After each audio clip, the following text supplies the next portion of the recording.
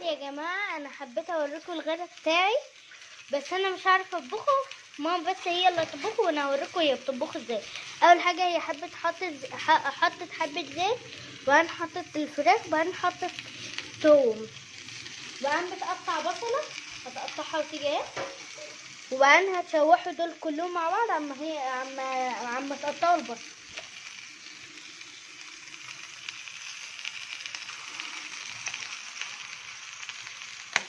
هتقطع البصل اهو،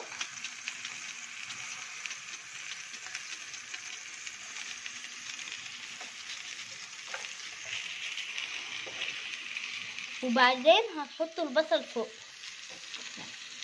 هتشوحوا كل ده بقى مع بعض.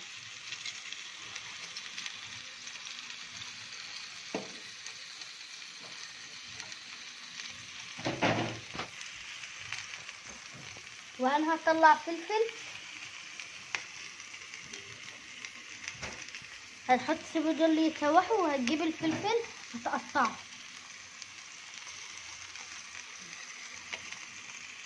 اهو، بتقطع الفلفل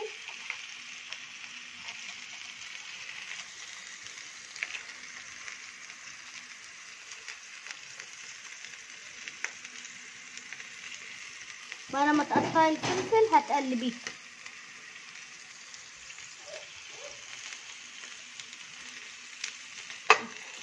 هتقلبيهم بقى مع بعض.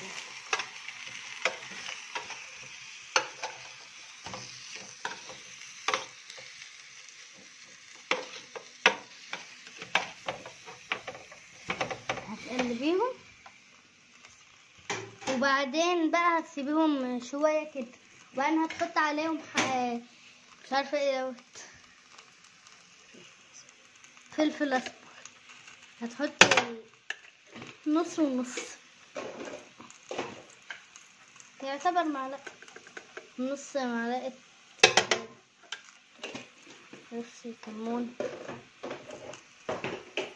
وبعدين هتحط حبه ملح اهو، وبعدين هتقلبيها برضه، هتقلبيها برضه، وبعدين هتسيبيها بقى تعمل مع بعضها كده،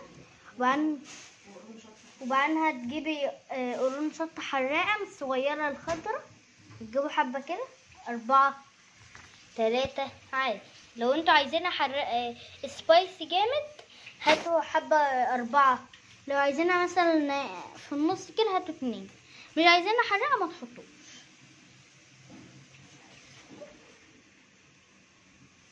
وبعدين بعد ما هتحطوهم كده هما صغيرين فمش هتقطعوا، هتحطوهم على طول وهتسيبوها بقى تاخد وتدي مع بعضها كده، تشوح يعني تشوح اهو. بعدين هتطلعوا طماطمايه، 4 طماطمات، فلفل اخضر مش من الصغير من الكبير اللي احنا لسه مقطعين، 3 بصل، وهنسيب دي بقى تتعمل مع بعضها كده، تتشوح يعني مع بعضها، ولا تقلبها ولا تعملي فيها حاجه. اما تخلصي دول، اما تخلصي التقطيع يكون ايه دول اللي يتعاملوا مع بعضهم. اما ماما تقطع الحاجات هقفل معاكم لحد ما ماما تقطع الحاجات. يا جماعه ماما هتضرب ليمونه واربع طماطمات وثلاث بصلات وقرن فلفل اخضر، وبعدين هتحطهم في الكبه وهتضربهم. بعدين هنروح فين؟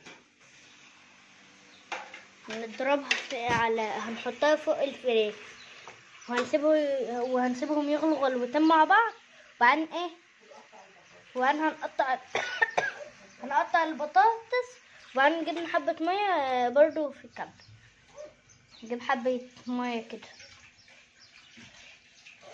حطيت تاني، ونسيبهم يغلوا غلوتين مع بعض، وبعدين هنقطع البطاطس، وبعدين هندخلها الفرن بس مش دلوقتي، واحنا بنحب ناكل معاها رز بشعرية.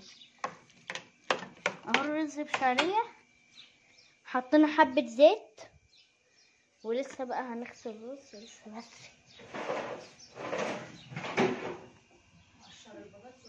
وانا هقشر البطاطس وارجع لكم. النهاية يا جماعة بقى حطينا البطاطس اهو. بصوا انتوا هتحطوا بطاطس على حسب الصينية، يعني مثلا لو هي صغيرة حطوا على قدها، لو هي مثلا كبيرة حطوا على قدها، حطوا برضه على قدها ماشي. وبعدين بقى هنسيبها تعمل مع بعضها، وبعدين هندخلها الفرن، بس مش دلوقتي بقى. احنا هنقطع كمان بطاطسية عشان الصينية يعني كبيرة، فايه لازم احنا نقطع كمان بطاطسية عشان هي كبيرة. لو بتاعتكوا قدنا اعملوا حبة كتار، يعني 4 حشكوا. هي صغيرة ما تكتروش. وانا هنقلبهم ونظبط ملحها. هتدوقي المية، لو لقيتها مثلا عدبة حطي ملح، لقيتها مثلا كويسة وعايزاكم تجربوها عشان بصوا بتبقى جامدة. وبقى يا سلام بقى لو انتوا بتحبوها سبايسي بتبقى جامدة وهي حراقة. وباي، اول لما نيجي ندخلها الفرن هرجع لكم. يا جماعه احنا ظبطنا الملح وحطينا الورق الرورة، وبعدين هندخلها الفرن ولعنا وسيبناه يسخن، وبعدين هننزلها بقى الفرن. وهي يا جماعه الفرن هنولعها هننزلها فيها بقى. هنقفله بقى ونسيبها تتعمل. وهنا الرز حطينا حبة زيت، وبعدين حطينا الشعرية وقلبناها وسيبناها بقى، وطفينا عليها وسيبناها عم نعمل الرز، وبعدين نحطهم فوق بعض. وعما احنا نعمل الرز يكون هرجع لكم بعد ما نعمل الرز. يا جماعه ده الشكل النهائي لصينية البطاطس، وده الرز. واكتبوا لي في الكومنتات بقى عايزين نعمل لكم ايه تاني. وباي.